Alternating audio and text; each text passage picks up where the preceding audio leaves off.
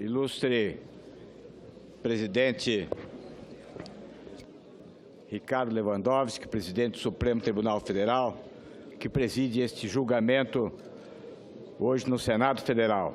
Ilustre presidente do Supremo, ilustre presidente do Senado Federal, senador Renan Calheiros. Ilustres senadores. Professor Reale, Vossa Excelência me dá um minuto, por favor. Eu peço aos dignos senadores e dignas senadoras, por gentileza, que tomem os seus lugares, que os ilustres visitantes também se acomodem, por gentileza. A presidência está tendo dificuldade para ouvir Vossa Excelência. Então, retome a palavra, por gentileza. Restitua o tempo, por gentileza. Claro, fica descontado o tempo da minha intervenção. Vossa Excelência retoma a fala. Ilustres senadores,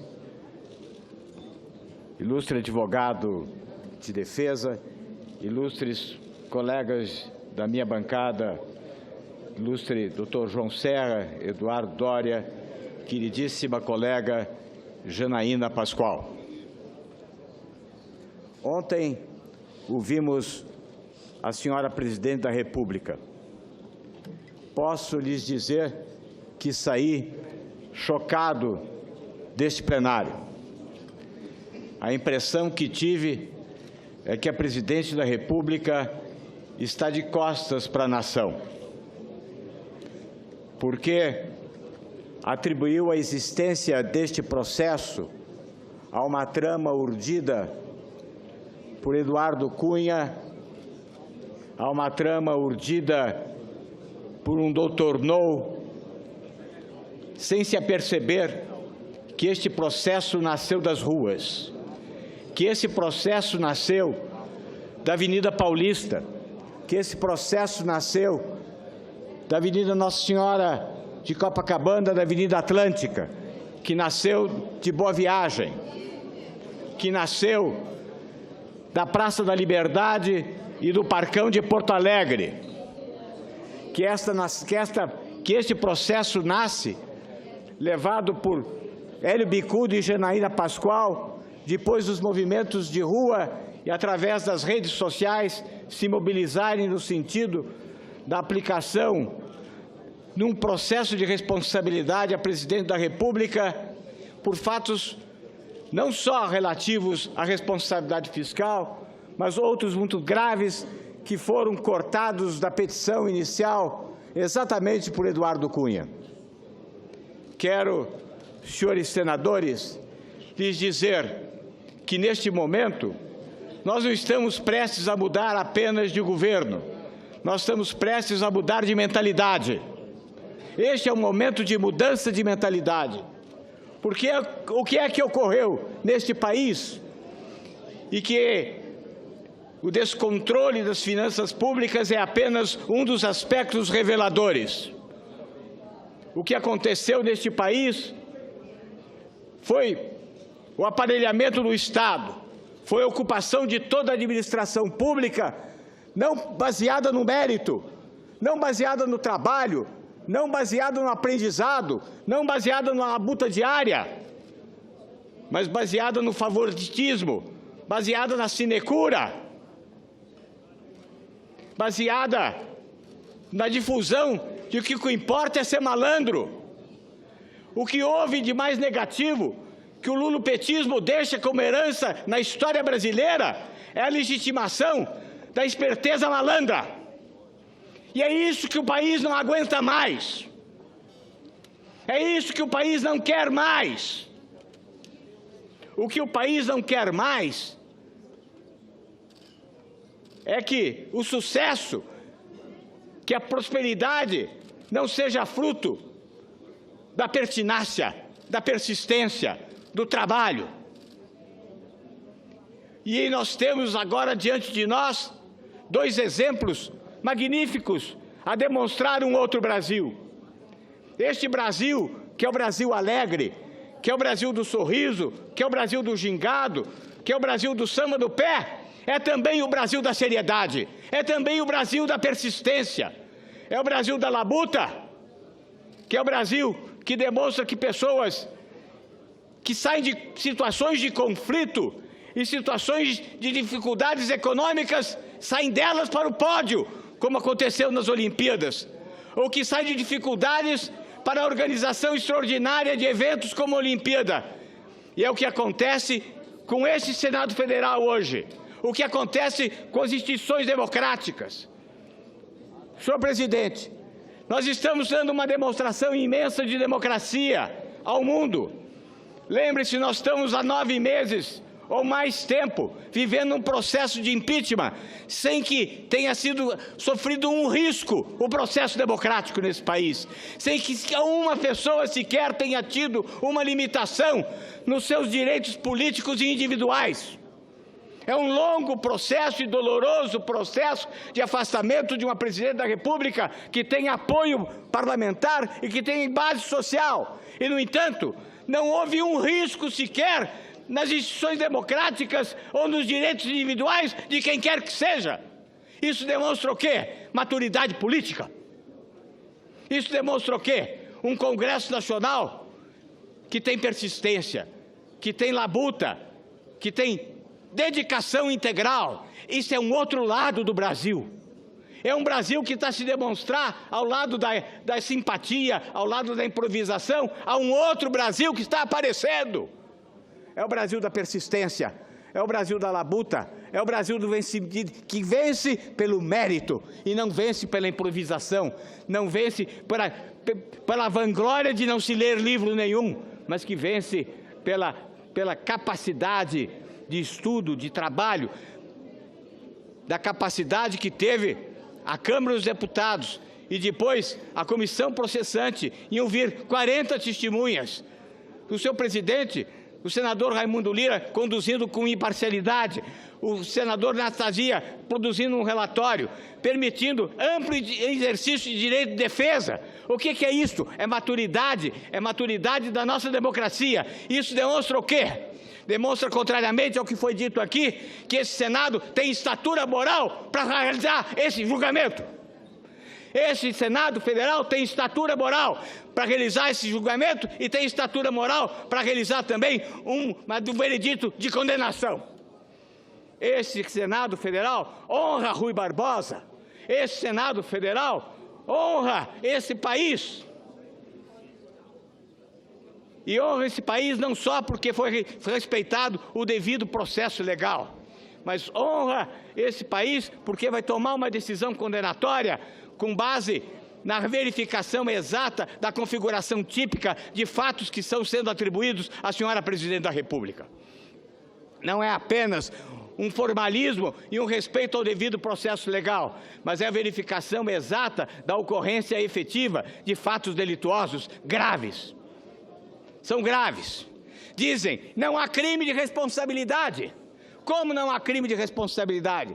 Há crime de responsabilidade, a autoria e a dolo. Há sim, há crime de responsabilidade, há cadáver e há mau cheiro desse cadáver. E onde está o crime de responsabilidade? O crime de responsabilidade está, inicialmente, em se ter utilizado os bancos oficiais para financiar o Tesouro. E por que se fazia o financiamento do Tesouro por via dos bancos oficiais? Se fazia o financiamento do Tesouro por via dos bancos oficiais porque se estava, em contrapartida, realizando uma política irresponsável das nossas finanças, através de desonerações indevidas, através de gastos públicos extraordinários, através da ocupação da administração pública pelos seus apaniguados, através do desvio do dinheiro público, da destruição das nossas estatais, do desfazimento de toda nossas estatais como a Eletrobras, e da Petrobras, então, em que o desvio do dinheiro público foi as mancheias para irrigar as contas do partido daqueles que eram os governantes. Enquanto se destruía a riqueza da nação, era necessário encontrar meios para financiar ocultamente o tesouro que estava esvaziado. E aonde ia se encontrar formas de financiar a nação? Nos bancos públicos que eram controlados pela União. E o que é mais grave, ocultavam-se das contabilidades das dívidas públicas as dívidas existentes com os bancos públicos. E gerava-se um resultado primário falso, enganando-se os agentes financeiros, enganando-se a nação.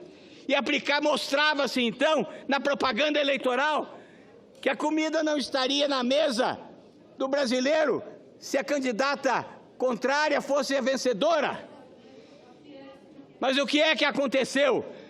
O que aconteceu é que vencedora a candidata que apresentou essa falsidade na sua campanha eleitoral, aí sim que a comida desapareceu da mesa do brasileiro. Aí é que está o cadáver e está o mau cheiro. Quer maior prova da existência desse crime? Então estava lá, as dívidas cresceram de 2014 a dezembro de 2015 de forma vertiginosa. Basta ver os gráficos. O gráfico é vertiginoso. O gráfico é vertiginoso. 2014 e houve em 2015 não só a contração de novos empréstimos, novas operações de crédito com o Banco do Brasil, com o BNDES, mas o não pagamento das operações de créditos anteriores. E termina 2015 com 60 bilhões de dívidas. E como é que se pagam esses 60 bilhões de dívidas no fim de dezembro de 2015? Com uma medida provisória que desvincula as receitas financeiras dos royalties do petróleo e que se desvinculam as receitas das royalties do petróleo que estavam destinadas a quê? A educação e saúde, para pagar as pedaladas, senhor presidente. Para pagar as pedaladas, tira-se o dinheiro da saúde, fala tanto em questão social, desvincula-se o dinheiro dos royalties do petróleo destinados à saúde e educação para pagar as pedaladas. Em dezembro de 2015, mas todo o correr de 2015, continuavam as pedaladas, rolavam as pedaladas. E dizer que não é operação de crédito, quero te dizer, é operação de crédito porque lá está dito na lei de responsabilidade fiscal, que é uma lei de precaução, é uma lei de cuidado, que não se deve realizar operação de crédito com instituição financeira que é controlada pela União. E é um crime formal que se consuma no momento em que se realiza a operação de crédito. Não é necessário qualquer apuração pelo Tribunal de Contas ou qualquer apuração mesmo por esta casa. O fato se consumou e está consumado. E na hora que se consumou essa operação de crédito, na hora que se consuma essa operação de crédito, o fato está absolutamente configurado. Mas apesar disso, essa configuração, mesmo de 2015, foi constatada pelo Tribunal de Contas já no voto preliminar do ministro José Múcio Monteiro. Então, e está juntado aos autos o voto preliminar do ministro José Múcio Monteiro reconhecendo que houve uma operação de crédito.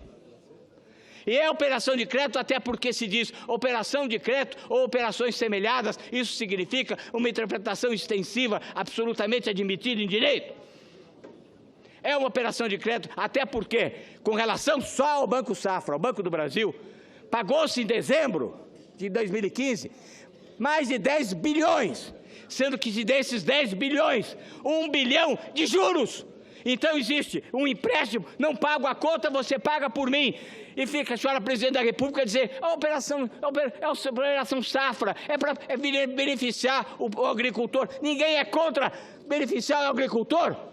O problema não está aí, o problema não é quem está querendo que não haja o Banco do Brasil, pelo Banco do Brasil, o financiamento do agricultor. O que não se quer é que o Tesouro seja financiado pelo Banco do Brasil.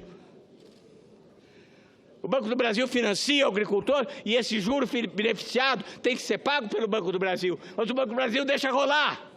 Aí é que está a operação de crédito. A operação de crédito é entre o Banco do Brasil e o Tesouro. Não tem nada a ver com o beneficiário final da operação, que é o agricultor. E como é que fica a relação entre o Banco do Brasil e o Banco do Brasil o Banco do Brasil e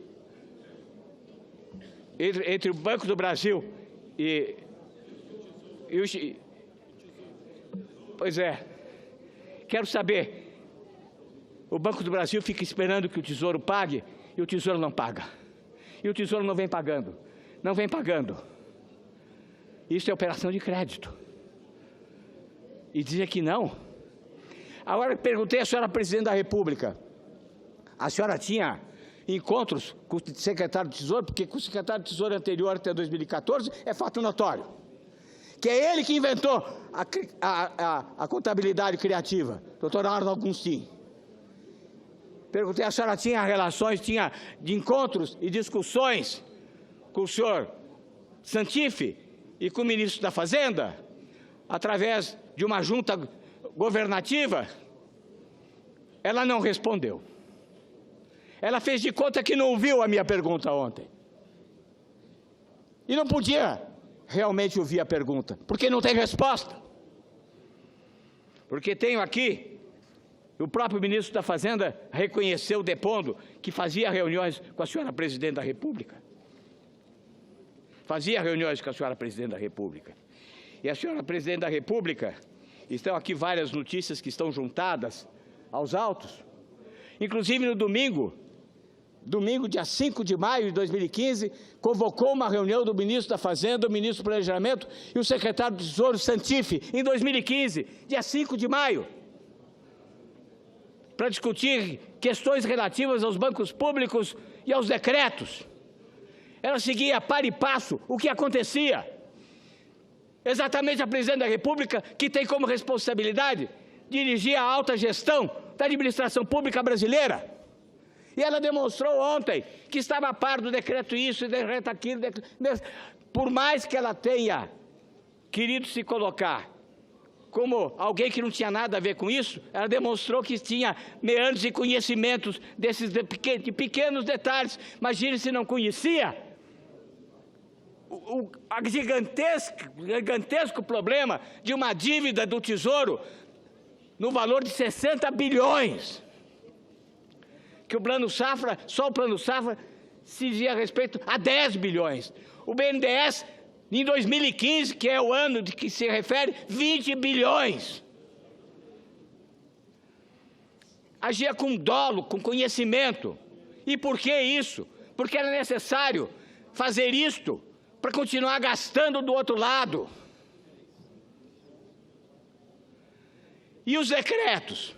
Perguntei a Sua Excelência ontem, como é que justifica que no dia 22 mande a esta casa um projeto de lei solicitando a redução da meta fiscal de 58 bilhões para 5 bilhões, mas que 5 dias depois baixe um decreto que diz respeito à competência exclusiva desta casa, baixe um decreto de créditos suplementares, baixe um decreto de créditos suplementares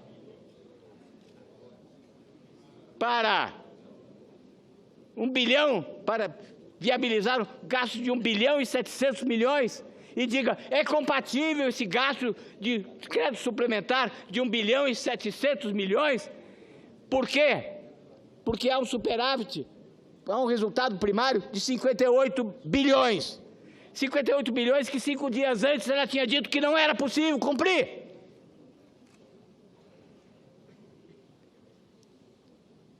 Me justifique como é que diz uma coisa hoje, 5 dias depois diz outra.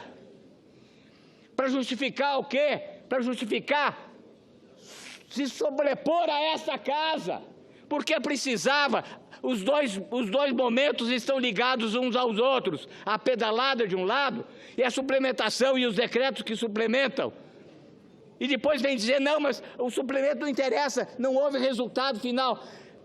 Digo e repito, a lei de responsabilidade fiscal é uma lei de precaução, por isso que a Constituição estabelece que existem controles bimestrais e quadrimestrais. Esta casa, um grande papel do Congresso nas democracias contemporâneas é um papel de fiscalização do orçamento, que é um papel de fiscalização da sociedade.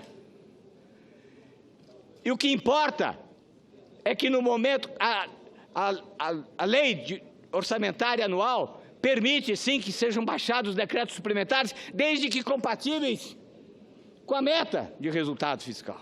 Está dito isso no artigo 4º. É excepcional a decretação de créditos suplementares, mas desde que seja aquela vigente, e não aquela que eventualmente vai ocorrer no final do ano, porque se fosse assim não precisa de orçamento, se fosse assim não precisa de controles bimestrais, se fosse assim não precisa de controles bimensais, se fosse assim não precisa de uma lei de responsabilidade fiscal e nem de precaução. Deixa correr e vamos ver lá na frente o que é que vai acontecer. É isso que a defesa diz, a defesa reconhece, sabe o quê?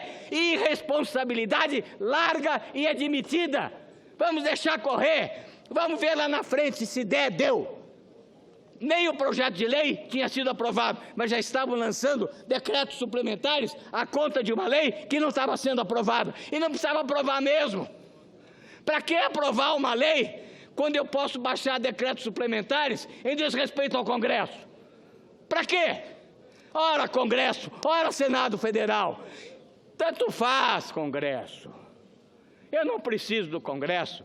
Eu legislo por medida provisória, eu legislo ditatorialmente, dando força de lei a decretos isoladamente, unitariamente, isoladamente emitidos por mim, presidente da República.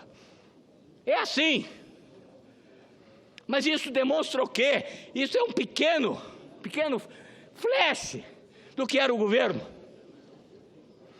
que é o desgoverno, que é o descontrole, que é o desrespeito. É por isso que eu digo, chegou um momento de mudança de mentalidade. O país não quer mais isto. O país que organiza esta Olimpíada, o país que vê o vencimento pela persistência, o vencimento pela superação, o país que vive um processo de impeachment dessa grandeza, sem um risco nos direitos individuais e políticos.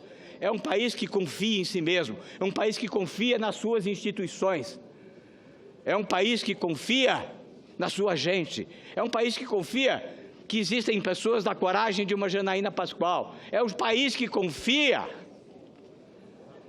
que a sua gente vá à rua para protestar, é um país que confia que existem redes sociais que as controlam, que é uma sociedade que sabe que existem controles hoje. E é por isso que, nesse instante, esse Senado Federal, que pela sua história tem estatura moral, sim, para realizar esse processo de impeachment, e que ganha estatura moral por aquilo que já realizou nesse processo de impeachment ao longo desses meses, com a maior lisura, ele tem também estatura moral para impor essa condenação, porque ao impor essa condenação, ele está fazendo justiça. Quero lhe dizer, tenham serenidade, senhores senadores. Tenham a tranquilidade, a serenidade mais absoluta, mais clara, mais lídima, de que não estão fazendo nenhuma injustiça. Estão fazendo a mais clara e certa justiça, proporcional às consequências dos atos que foram praticados.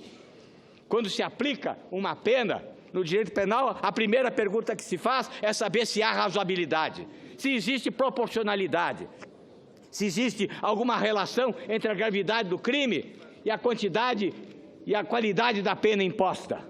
A qualidade da pena é esta: é retirar do cargo aquela pessoa que não merece mais a confiança de continuar a dominar a vida brasileira. Ontem nós vimos claramente as perguntas, tanto faz quais fossem, eram todas respondidas igualmente. Havia como que uma resposta padrão. Não precisava a presidente ficar tanto tempo. Era possível só gravar algumas respostas e tocar o play, porque as respostas eram sempre as mesmas. As respostas eram sempre iguais. Havia um script, havia uma decoração estabelecida que facilitava a estar aqui presente tanto tempo, sacrificadamente tanto tempo. Mas também era muito fácil fazer uma repetição contínua das mesmas respostas às mais diversas e diferentes perguntas. Isso era a demonstração de desrespeito diz respeito a esta casa e àqueles que perguntam, porque o respeito a quem pergunta é responder ao seu conteúdo da resposta e não dar a resposta que se pretende dar, independentemente do conteúdo da pergunta feita. Então, mas estes fatos são graves. E qual é a gravidade? A gravidade é que nós estamos vivendo uma crise política e uma crise gravíssima de ordem econômica. Essa crise gravíssima de ordem econômica merece, justifica que essa pena seja aplicada. Não haverá nenhuma injustiça. Portanto, posso dizer aos senhores senadores, tenham a consciência tranquila, a consciência pacificamente tranquila. Seguiram não só o devido processo legal, seguiram a justiça não só no procedimento, mas seguem a justiça também substancial e material, ao aplicar a pena de afastamento da Presidente da República e a inabilitação para o exercício de cargos públicos de forma absolutamente equânime, justa, proporcional, absolutamente equânime para o malefício que foi causado à vida brasileira. E mais, quero lhe dizer, tranquilamente, estarão respondendo também a sociedade brasileira. A sociedade brasileira não foi às ruas por nenhuma vingança política, por nenhuma vingança partidária. Ela foi às ruas por perceber que havia o desmando. Ela foi por perceber que havia o descaso. Ela foi por perceber que se tinha estabelecido a esperteza malandra como um valor presente na vida brasileira. Nós queremos agora sim um Brasil alegre, mas um Brasil sério. Em nome desta seriedade, ao lado da alegria, é que esta casa, com estatura moral e de cabeça erguida, vai estabelecer sim a punição da Presidente da República e afastá-la definitivamente da vida pública.